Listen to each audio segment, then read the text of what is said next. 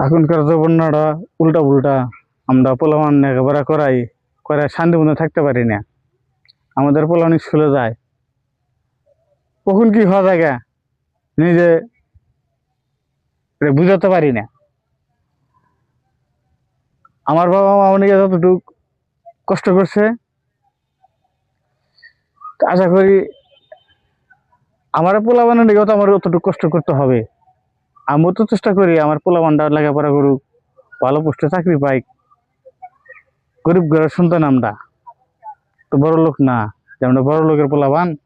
আমরা ভাই আমাদের কি করবো, আমরা গরিব ঘরের সন্তান। ঠিক আছে, আমরা পোলাপান স্কুলে দিয়া সাথে একটা ফ্যামিলি কি একটা গার্জিয়ান থাকলে পারে আমাদের আজ বাংলাদেশে তো দর্শিত এত হইতো না। আমরা পোলাপান স্কুলে দিয়া গার্জিয়ান নিরালা হইয়া থাকি, পরে স্কুল ছুটি হয় আমরা দেখি সন্তান নাই। কি হয়েছে?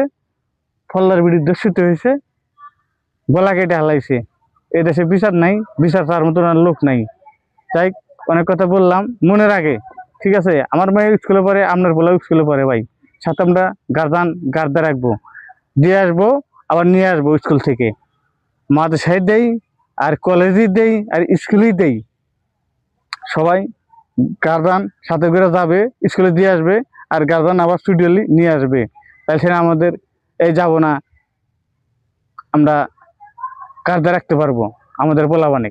তাছাড়া আমার ভাই 7 বছর 6 বছর 10 বছর পোলাপান দুস্থিতি হইতেছে, এর কোনো বিচার পাবেন না। ওই তো গেছে গিয়া আল্লাহর হস্তে।